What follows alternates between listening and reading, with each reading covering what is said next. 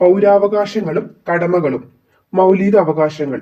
ജനാധിപത്യത്തിന്റെ വിജയത്തിനും പൗരന്മാരുടെ സമ്പൂർണ്ണ വികാസത്തിനു വേണ്ടി ഇന്ത്യൻ ഭരണഘടന ഉറപ്പു നൽകുന്ന അവകാശങ്ങൾ. മൗലിക അവകാശങ്ങൾ. വ്യക്തിക്ക് ഒരു കാരണവശാലും നിഷേധിക്കാൻ പാടില്ലാത്ത അവകാശങ്ങൾ. മൗലിക അവകാശങ്ങൾ. ഇന്ത്യയിലെ ജനങ്ങൾക്ക് ഉറപ്പു നൽകേണ്ട അവകാശങ്ങളുടെ പട്ടിക സമർപ്പിച്ച റിപ്പോർട്ട്. 1928 നെഹ്റു റിപ്പോർട്ട് തയ്യാറാക്കിയത് മോത്തിലാൽ നെഹ്റു ചെയർമാനായ കമ്മിറ്റി. മൗലിക അവകാശങ്ങളുടെ പ്രഖ്യാപനമായിരിക്കും ഭാവി ഇന്ത്യയുടെ അടിസ്ഥാനമെന്ന് പ്രഖ്യാപിച്ച കോൺഗ്രസ് സമ്മേളനം. മദ്രാസ് സമ്മേളനം 1927. അധ്യക്ഷൻ MA അൻസാരി. മൗലിക അവകാശങ്ങളെ കുറിച്ച് പ്രമേയം പാസാക്കിയ കോൺഗ്രസ് സമ്മേളനം. കറാച്ചി സമ്മേളനം 1931. അധ്യക്ഷൻ സർദാർ വല്ലഭായ് പട്ടേൽ. മൗലിക അവകാശങ്ങളെ സംബന്ധിച്ച പ്രമേയത്തിന്റെ കരട് തയ്യാറാക്കിയത് ജവഹർലാൽ നെഹ്റു. ഇന്ത്യൻ ഭരണഘടനയിൽ മൗലിക അവകാശങ്ങൾ ഉൾക്കൊള്ളിച്ചിരിക്കുന്ന ഭാഗം. ഭാഗം 3. ഭരണഘടനയിൽ മൗലിക അവകാശങ്ങൾ ഉൾക്കൊള്ളിച്ചിരിക്കുന്ന ആർട്ടിക്കിളുകൾ. ആർട്ടിക്കിൾ 12 മുതൽ 35 വരെ. മൗലിക അവകാശങ്ങൾ ഇന്ത്യൻ ഭരണഘടന കടം കൊണ്ടിരിക്കുന്ന രാജ്യം USA. ഇന്ത്യയുടെ മാഗ്ന കാർട്ട, സ്വാതന്ത്ര്യത്തിന്റെ വിളക്കുകൾ എന്നിങ്ങനെ അറിയപ്പെടുന്നത്. മൗലിക അവകാശങ്ങൾ. ഇന്ത്യൻ ഭരണഘടനയുടെ ആണിക്കല്ല് എന്നറിയപ്പെടുന്നത്. മൗലിക അവകാശങ്ങൾ. ഭരണഘടന നിലവിൽ വന്നപ്പോൾ ഉണ്ടായിരുന്ന മൗലിക അവകാശങ്ങളുടെ എണ്ണം 7. എത്ര തരത്തിലുള്ള മൗലിക അവകാശങ്ങളാണ് ഭരണഘടനയിൽ ഇപ്പോൾ ഉള്ളത്? 6. മൗലിക അവകാശമായിരുന്ന സ്വത്തവകാശം ഇപ്പോൾ ഒരു നിയമ അവകാശം അല്ലെങ്കിൽ ഭരണഘടനാ അവകാശമാണ്. സ്വത്തവകാശത്തെ മൗലിക അവകാശങ്ങളുടെ പട്ടികയിൽ നിന്ന് നീക്കം ചെയ്ത ഭേദഗതി 44-ാം ഭേദഗതി 1978. സ്വത്തവകാശത്തെ മൗലിക അവകാശങ്ങളുടെ പട്ടികയിൽ നിന്നും നീക്കം ചെയ്ത പ്രധാനമന്ത്രി മൊറാർജി ദേശായി ജനതാ ഗവൺമെന്റ്. നിലവിൽ സ്വത്തവകാശത്തെക്കുറിച്ച് പ്രതിപാദിക്കുന്ന ഭരണഘടന ഭാഗം. ഭാഗം 12. നിലവിൽ സ്വത്തവകാശത്തെക്കുറിച്ച് പ്രതിപാദിക്കുന്ന ഭരണഘടന അനുച്ഛേദം 300A.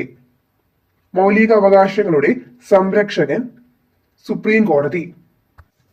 മൗലിക അവകാശങ്ങളുടെ ശില്പി സർദാർ വല്ലഭായ് പട്ടേൽ. അഖിലേന്ത്യാ സർവീസിന്റെ പിതാവ് സർദാർ വല്ലഭായ് പട്ടേൽ. ഇന്ത്യൻ സിവിൽ സർവീസിന്റെ പിതാവ് കോൺവാലിസ് പ്രഭു. സർദാർ വല്ലഭായ് പട്ടേൽ 1875 ഒക്ടോബർ 31 ഗുജറാത്തിലെ. സർദാർ വല്ലഭായ് പട്ടേൽ 1875 ഒക്ടോബർ 31 ഗുജറാത്തിലെ നാദിയാടിൽ ജനിച്ചു. 1918 ഖേദയിലെ അമിത നികുതി പിരിവിനെതിരെ നടന്ന സമരത്തിൽ മുഖ്യ പങ്ക് വഹിച്ചു. 1928 ബർദോളി സത്യാഗ്രഹത്തിന് നേതൃത്വം നൽകിയത് സർദാർ വല്ലഭായ് പട്ടേൽ. 1931 കറാച്ചി കോൺഗ്രസ് സമ്മേളനത്തിൽ അധ്യക്ഷത വഹിച്ചത് സർദാർ വല്ലഭായ് പട്ടേൽ. ഭരണഘടനാ നിർമ്മാണ സഭയിൽ മൗലിക അവകാശങ്ങളും ന്യൂനപക്ഷങ്ങളും എന്ന കമ്മിറ്റിയുടെ ചെയർമാൻ സർദാർ വല്ലഭായ് പട്ടേൽ. 1946 ഇടക്കാല മന്ത്രിസഭയിൽ ആഭ്യന്തരം, ഇൻഫർമേഷൻ ആൻഡ് ബ്രോഡ്കാസ്റ്റിംഗ് വകുപ്പുകൾ കൈകാര്യം ചെയ്തിരുന്നത് സർദാർ വല്ലഭായ് പട്ടേൽ. സ്വതന്ത്ര ഇന്ത്യയുടെ ആദ്യ മന്ത്രിസഭയിൽ ഉപപ്രധാനമന്ത്രി, ആഭ്യന്തരമന്ത്രി എന്നീ പദവികൾ അലങ്കരിച്ചിരുന്നത് സർദാർ വല്ലഭായ് പട്ടേൽ. സർദാർ വല്ലഭായ് പട്ടേലിന്റെ കാലത്തെ പ്രധാന സൈനിക നടപടിയായിരുന്നു ഓപ്പറേഷൻ പോളോ. ഇന്ത്യൻ ബിസ്മാർക്ക്, ഇന്ത്യയുടെ ഉരുക്കു മനുഷ്യൻ എന്നീ അപരനാമങ്ങളിൽ അറിയപ്പെട്ടിരുന്നത് സർദാർ വല്ലഭായ് പട്ടേൽ. എനിക്കൊരു കൾച്ചറെ അറിയൂ, അത് അഗ്രികൾച്ചർ ആണ് എന്ന് പറഞ്ഞത് സർദാർ വല്ലഭായ് പട്ടേൽ. സർദാർ വല്ലഭായ് പട്ടേലിന് സർദാർ എന്ന ബഹുമതി നൽകിയത് ഗാന്ധിജി. 1950 ഡിസംബർ 15 സർദാർ വല്ലഭായ് പട്ടേൽ അന്തരിക്കുന്നത്. 1991 മരണാനന്തര ബഹുമതിയായി ഭാരതരത്ന നൽകി രാഷ്ട്രം പട്ടേലിനെ ആദരിച്ചു. 2014 മുതൽ സർദാർ വല്ലഭായി പട്ടേലിന്റെ ജന്മദിനമായ ഒക്ടോബർ 31 രാഷ്ട്രീയ ഏകതാ ദിനമായി ആഘോഷിക്കുന്നു. നർമ്മദ നദിക്കരയിൽ ഉദ്ഘാടനം ചെയ്യപ്പെട്ട സർദാർ പട്ടേലിന്റെ 182 മീറ്റർ ഉയരമുള്ള പൂർണ്ണകായ പ്രതിമ സ്റ്റാച്യു ഓഫ് യൂണിറ്റി 2018 ഒക്ടോബർ 31 പ്രധാനമന്ത്രി നരേന്ദ്രമോദിയാണ് ഉദ്ഘാടനം ചെയ്തത്. ലോകത്തിലെ ഏറ്റവും ഉയരമേറിയ പ്രതിമ ഏകതാ പ്രതിമ സ്റ്റാച്യു ഓഫ് യൂണിറ്റിയുടെ ശില്പിയാണ് രാം വി സുധർ. ഏകതാ പ്രതിമയുടെ നിർമ്മാണ മേൽനോട്ടം വഹിച്ച കമ്പനിയാണ് ലാർസൺ ആൻഡ് ടൂബ്രോ ലിമിറ്റഡ്. മൗലിക അവകാശങ്ങൾ 6 എണ്ണമാണ്. സമത്വത്തിനുള്ള അവകാശം 14 മുതൽ 18 വരെ, സ്വാതന്ത്ര്യത്തിനുള്ള അവകാശം 19 മുതൽ 22 വരെ, ചൂഷണത്തിനെതിരായ അവകാശം 23 മുതൽ 24 വരെ, മതസ്വാതന്ത്ര്യത്തിനുള്ള അവകാശം 25 മുതൽ 28 വരെ, സാംസ്കാരികവും വിദ്യാഭ്യാസപരവുമായ അവകാശം 29 മുതൽ 30 വരെ, ഭരണഘടനാപരമായ പ്രതിവിധിക്കുള്ള അവകാശം 32. സമത്വത്തിനുള്ള അവകാശം 14 മുതൽ 18 വരെ. നിയമത്തിന് മുന്നിൽ എല്ലാവരും തുല്യരാണെന്നും എല്ലാവർക്കും തുല്യ നിയമ പരിരക്ഷ നൽകണമെന്നും അനുശാസിക്കുന്നത് ആർട്ടിക്കിൾ 14. മതം, വർഗം, ജാതി, ലിംഗം, ജന്മസ്ഥലം എന്നിവയുടെ അടിസ്ഥാനത്തിൽ ഒരു പൗരനോടും വിവേചനം പാടില്ല എന്ന് അനുശാസിക്കുന്നു. എന്നിരുന്നാലും സ്ത്രീകൾക്കും കുട്ടികൾക്കും പ്രത്യേക പരിഗണന നൽകാവുന്നതുമായ അനുച്ഛേദം 15. സ്ത്രീക്കും പുരുഷനും തുല്യത ഉറപ്പുവരുത്തുന്ന ഭരണഘടന അനുച്ഛേദം 15. പൊതു നിയമനങ്ങളിൽ അവസര സമത്വം ഉറപ്പു നൽകുന്ന അനുച്ഛേദം 16. അയിത്താചരണവുമായി ബന്ധപ്പെട്ട കുറ്റങ്ങൾക്ക് ശിക്ഷ നൽകുന്നത് ഏത് നിയമം അനുസരിച്ചാണ്? സിവിൽ അവകാശ സംരക്ഷണ നിയമം 1955 പാർലമെന്റ് പാസാക്കിയ അൺടച്ചബിലിറ്റി ഓർഫൻസ് ആക്ടിനെ 1976 ഭേദഗതി ചെയ്യുകയും protection of civil rights act എന്ന് പുനർനാമകരണം ചെയ്യുകയും ചെയ്തു. ഈ നിയമം ലംഘിക്കുന്നവർക്ക് പരമാവധി 2 വർഷം വരെ തടവ് ശിക്ഷയുൾപ്പെടെ ലഭിക്കുന്നതാണ്. തൊട്ടുകൂടായ്മ, അയിത്തം എന്നിവ നിരോധിക്കുന്ന ആർട്ടിക്കിൾ 17. മഹാത്മാഗാന്ധി കി ജയ് എന്ന മുദ്രാവാക്യം വിളിച്ചുകൊണ്ട് പാസാക്കിയ ഭരണഘടനയിലെ ഏക വകുപ്പ് അനുച്ഛേദം 17. പദവി നാമങ്ങൾ അക്കാദമിക്, മിലിറ്ററി ഒഴികെ നിരോധിക്കുന്ന അനുച്ഛേദം 18. സ്വാതന്ത്ര്യത്തിനുള്ള അവകാശം 19 മുതൽ 22 വരെ. അനുച്ഛേദം 19(1) 6 മൗലിക സ്വാതന്ത്ര്യങ്ങളെ കുറിച്ച് പ്രതിപാദിക്കുന്നു. 19(1)(a) അഭിപ്രായ സ്വാതന്ത്ര്യം.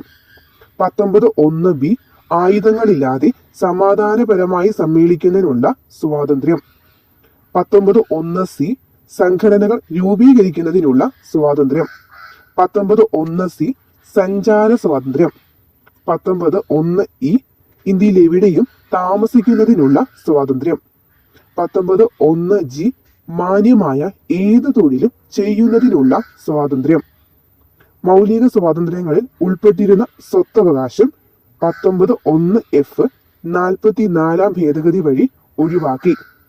പത്രസ്വാതന്ത്ര്യം പരോക്ഷമായി ഉൾക്കൊള്ളുന്ന ഭരണഘടനാ വകുപ്പ് അനുച്ഛേദം 19(1)(a). ഫോർത്ത് എസ്റ്റേറ്റ് എന്നറിയപ്പെടുന്നത് പത്രമാധ്യമങ്ങൾ. ഫോർത്ത് എസ്റ്റേറ്റ് എന്ന പദം ആദ്യമായി ഉപയോഗിച്ചത് Edmund Burke.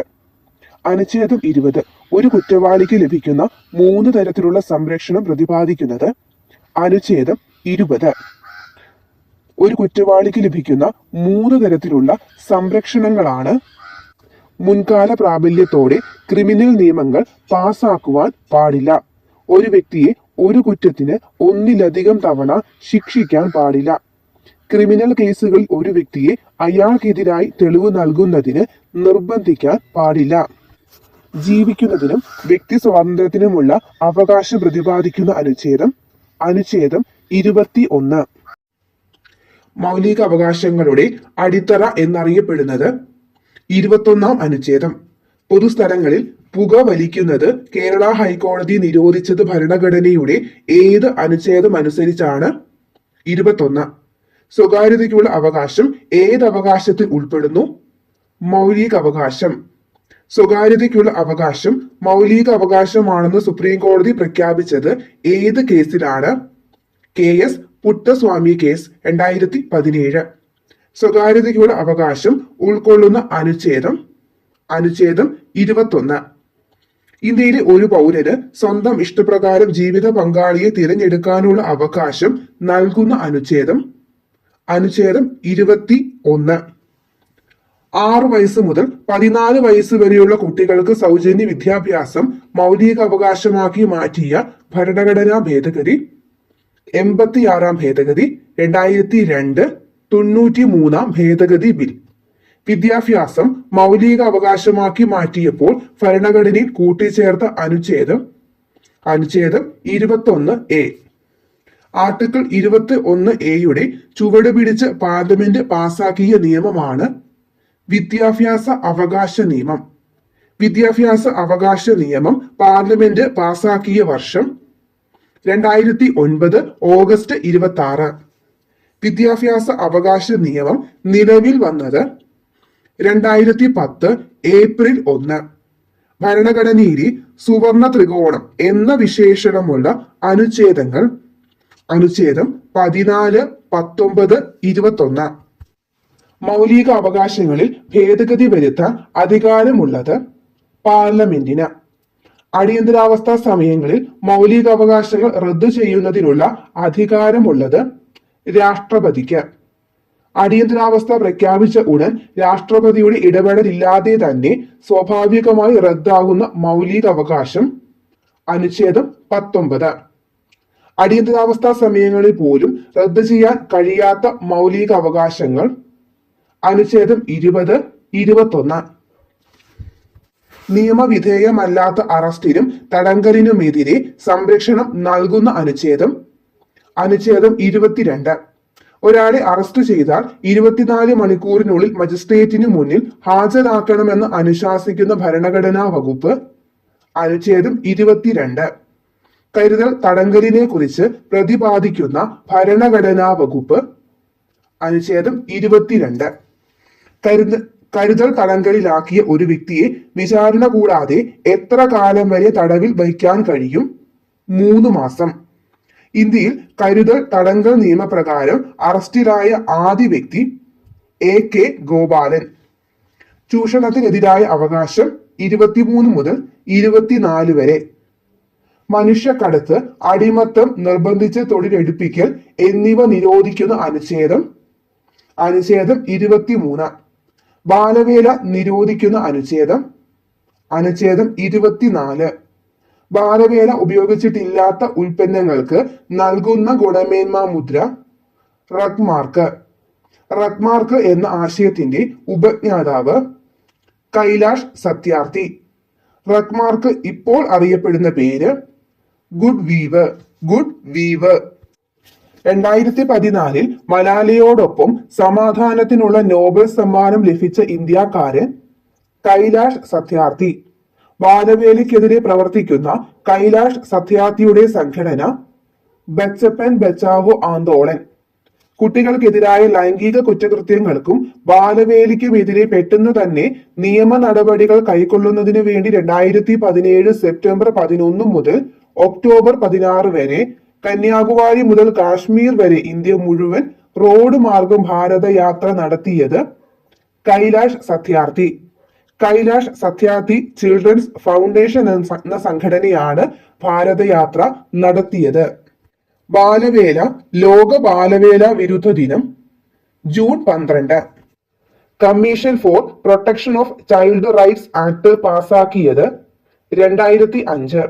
National commission for protection of child rights നിലവിൽ വന്നത് 2007 മാർച്ച്. 18 വയസ്സിൽ താഴെയുള്ള കുട്ടികളുടെ സംരക്ഷണത്തിന് വേണ്ടിയുള്ള സ്ഥാപനമാണ് NCPCR. NCPCRന്റെ പ്രഥമ അധ്യക്ഷ ശാന്ത സിൻഹ. NCPCRന്റെ നിലവിലെ അധ്യക്ഷൻ പ്രിയങ്ക് കനുങ്കോ. ഫാക്ടറീസ് ആക്ട് പാസാക്കിയ വർഷം 1948. ചൈൽഡ് ലേബർ ആക്ട് പാസാക്കിയത് 1986. 18 വയസ്സിൽ താഴെയുള്ള കുട്ടികളെ ലൈംഗിക ചൂഷണങ്ങളിൽ നിന്നും സംരക്ഷിക്കുന്നതിനായി protection of children from sexual offence act parliament പാസാക്കിയത് 2012. മതസ്വാതന്ത്ര്യത്തിനുള്ള അവകാശം 25 മുതൽ 28 വരെ. ഇഷ്ടമുള്ള മതത്തിൽ വിശ്വസിക്കുന്നതിനും ആചരിക്കുന്നതിനും പ്രചരിപ്പിക്കുന്നതിനുമുള്ള അവകാശം ആർട്ടിക്കിൾ 25.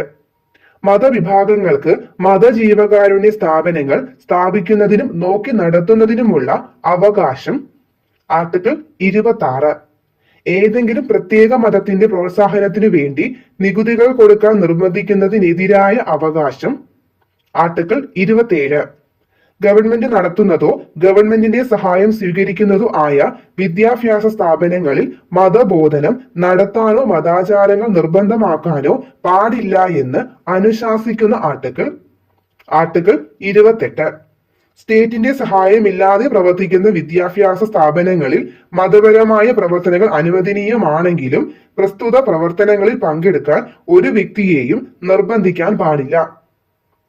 സാംസ്കാരികവും വിദ്യാഭ്യാസപരവുമായ അവകാശം 29 മുതൽ 30 വരെ.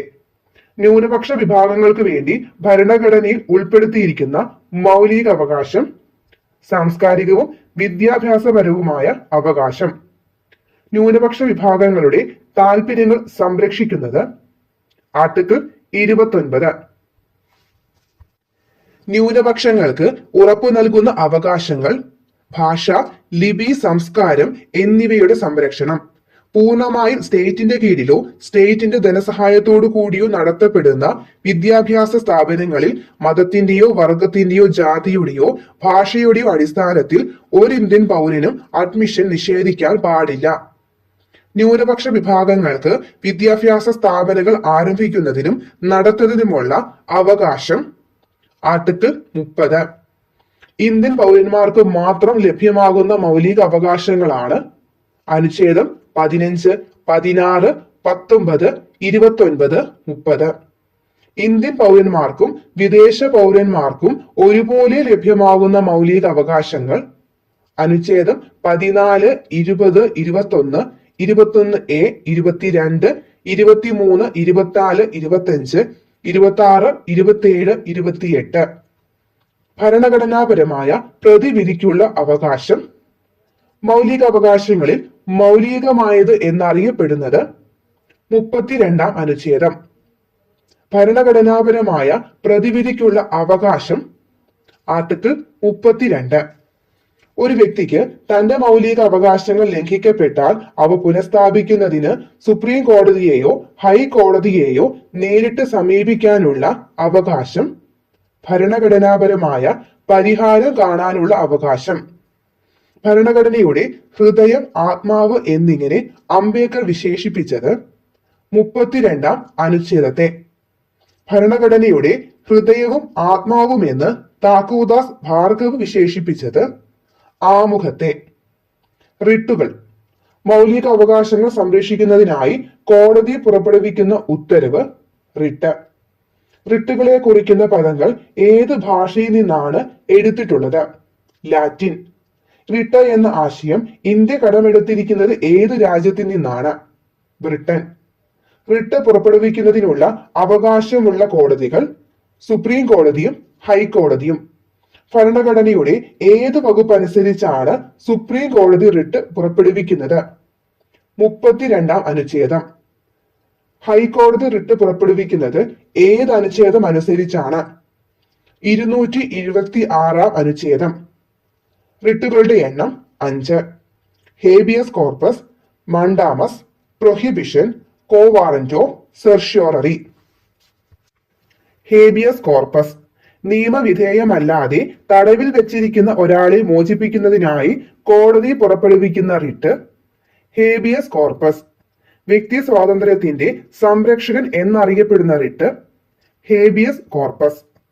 നിങ്ങൾക്ക് ശരീരം ഏറ്റെടുക്കാം എന്നർത്ഥം വരുന്ന writ habeas corpus. Habeas corpus writ ആദ്യമായി പ്രത്യക്ഷപ്പെട്ടത് മാഗ്നാ കാർട്ടയിൽ. പൊതുസ്ഥാപനങ്ങൾക്കെതിരെയും സ്വകാര്യ വ്യക്തികൾക്കെതിരെയും ഹേബിയസ് കോർപ്പസ് റിട്ട് പുറപ്പെടുവിക്കാവുന്നതാണ്. മണ്ടാമസ്. നാം കൽപ്പിക്കുന്നു എന്നർത്ഥം വരുന്ന റിട്ട് മണ്ടാമസ്. സ്വന്തം കർത്തവ്യം നിറവേറ്റാൻ ഒരു ഉദ്യോഗസ്ഥനെയോ പൊതുസ്ഥാപനത്തെയോ അനുശാസിച്ചുകൊണ്ട് കോടതി പുറപ്പെടുവിക്കുന്ന റിട്ട് മണ്ടാമസ്. സ്വകാര്യ വ്യക്തികൾ, രാഷ്ട്രപതി, ഗവർണർമാർ, പാർലമെന്റ് തുടങ്ങിയവർക്കെതിരായി മണ്ടാമസ് റിട്ട് പുറപ്പെടുവിക്കാൻ കഴിയില്ല. പ്രൊഹിബിഷൻ. ഒരു കീഴ്ക്കോടതി അതിന്റെ അധികാരപരിധി ലംഘിക്കുകയോ സ്വാഭാവിക നീതി നിയമങ്ങൾക്കെതിരായി പ്രവർത്തിക്കുകയോ ചെയ്യുന്നതിനെ പ്രാഥമികമായി തടയുന്നതിനുള്ള റിട്ട് പ്രൊഹിബിഷൻ. നിയമവിരുദ്ധവും നീതിരഹിതവുമായ വിചാരണ തടയാൻ പുറപ്പെടുവിക്കുന്ന റിട്ട് പ്രൊഹിബിഷൻ. വിലക്കുക എന്നർത്ഥം വരുന്ന writ prohibition. Judicial, quasi judicial സ്ഥാപനങ്ങൾക്കെതിരെ മാത്രം പുറപ്പെടുവിക്കുന്ന റിട്ട് പ്രൊഹിബിഷൻ.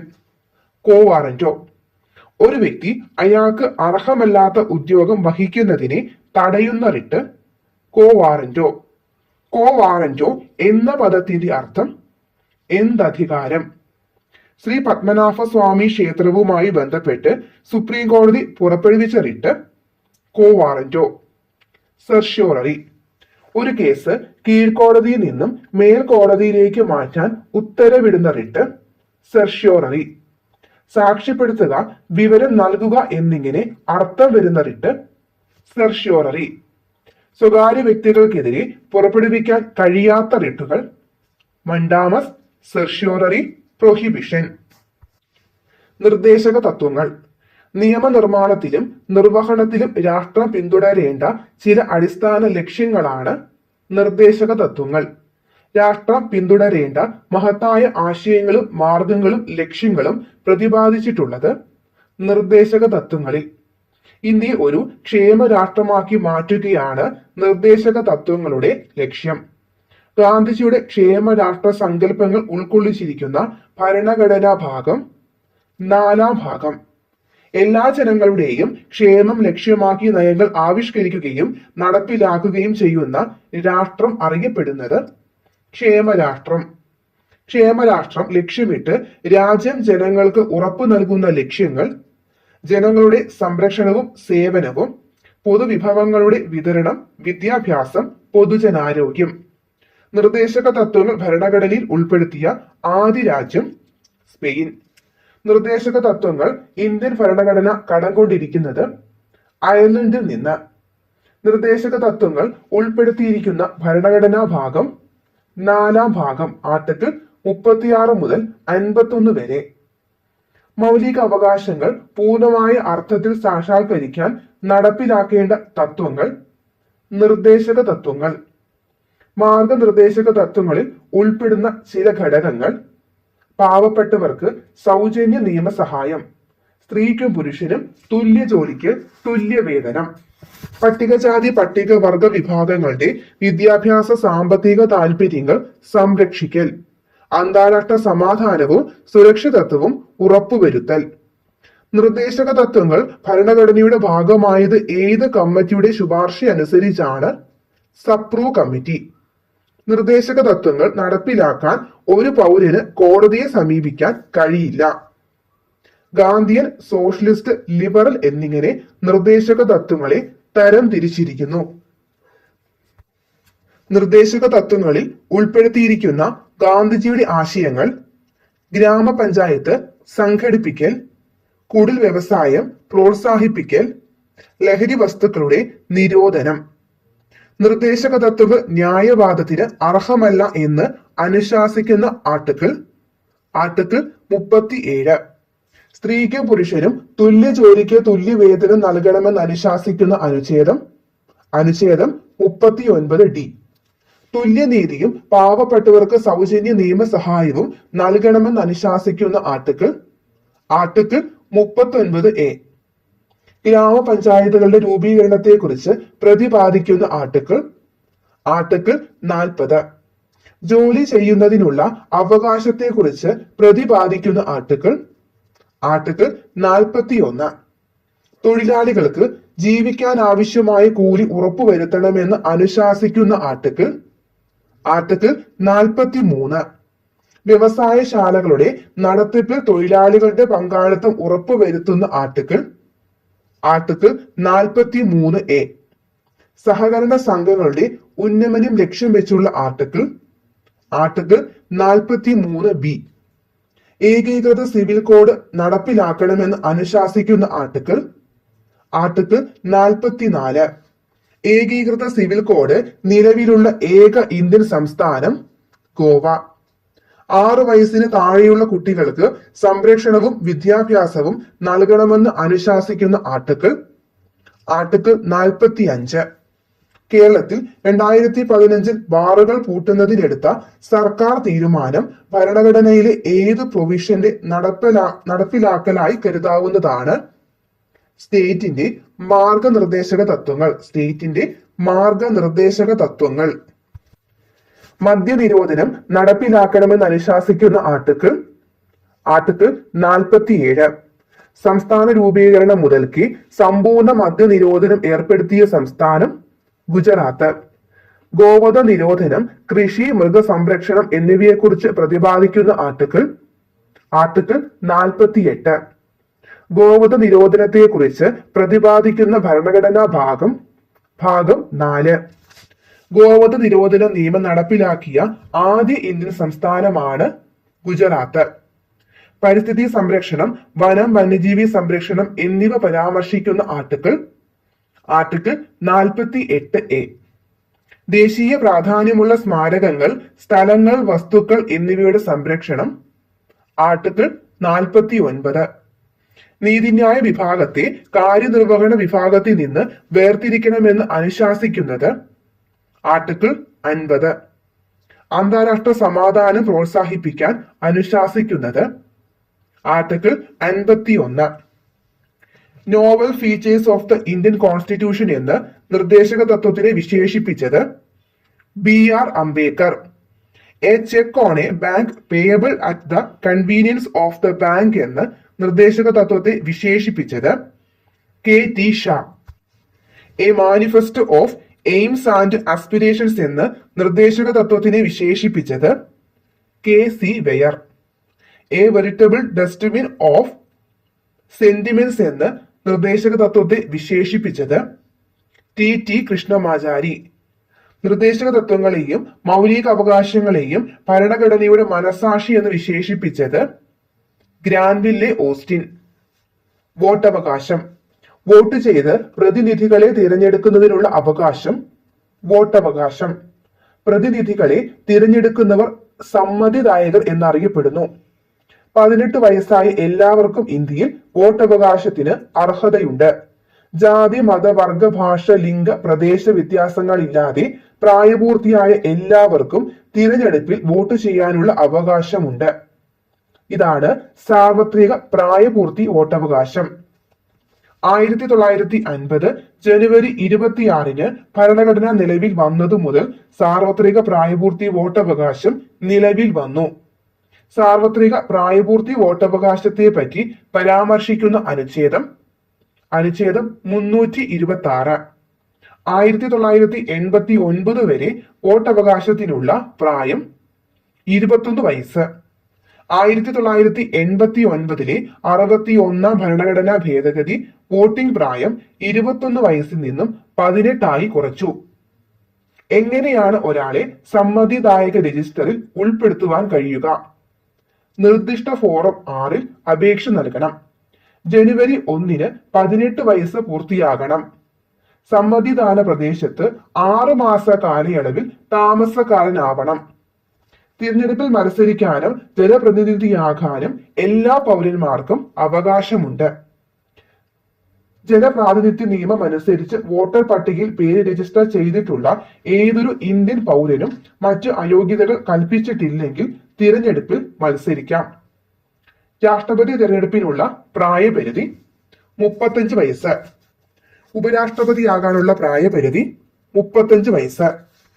രാജ്യസഭ അംഗം 30 വയസ്സ്. ലോകസഭ അംഗം 25.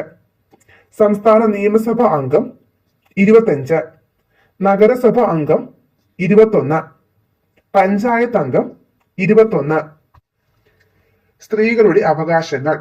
സ്ത്രീകൾക്കെതിരായ വിവേചനം അവസാനിപ്പിക്കുന്നതിനും അവരുടെ ഉന്നമനത്തിനുമായി 1979 ഐക്യരാഷ്ട്രസഭ അംഗീകരിച്ച ഉടമ്പടി സ്ത്രീ വിവേചന ഉന്മൂലന ഉടമ്പടി. സ്ത്രീകളുടെ അവകാശ സംരക്ഷണത്തിനായി ദേശീയ തലത്തിൽ ദേശീയ വനിതാ കമ്മീഷനും സംസ്ഥാന തലത്തിൽ സംസ്ഥാന വനിതാ കമ്മീഷനുകളും പ്രവർത്തിക്കുന്നു. ദേശീയ വനിതാ കമ്മീഷൻ നിലവിൽ വന്നത് 1992 ജനുവരി 31. ദേശീയ വനിതാ കമ്മീഷനിൽ ചെയർപേഴ്സൺ ഉൾപ്പെടെ 6 അംഗങ്ങളാണ് ഉള്ളത്. ദേശീയ വനിതാ കമ്മീഷൻ ചെയർപേഴ്സന്റെയും അംഗങ്ങളുടെയും കാലാവധി 3 വർഷം അല്ലെങ്കിൽ 65 വയസ്സ്. ദേശീയ വനിതാ കമ്മീഷന്റെ പ്രഥമ അധ്യക്ഷ ജയന്തി പട്നായിക്. കേരള വനിതാ കമ്മീഷൻ നിലവിൽ വന്നത് 1996 മാർച്ച് 14.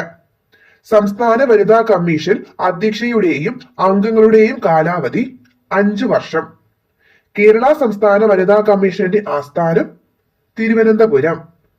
സംസ്ഥാന വനിതാ കമ്മീഷന്റെ പ്രഥമ അധ്യക്ഷ ശ്രീമതി സുഗതകുമാരി. വിവാഹ സമയത്ത് വിലപിടിപ്പുള്ള ആസ്തികൾ കൈമാറ്റം ചെയ്യുന്നത് തടയുന്ന നിയമം സ്ത്രീധന നിരോധന നിയമം. സ്ത്രീധന നിരോധന നിയമം പാർലമെന്റ് പാസാക്കിയത് 1961 മെയ് 20. ഇന്ത്യയിൽ ഗർഭനിയന്ത്രണ പദ്ധതി നിലവിൽ വന്നത് 1972 ഏപ്രിൽ 1.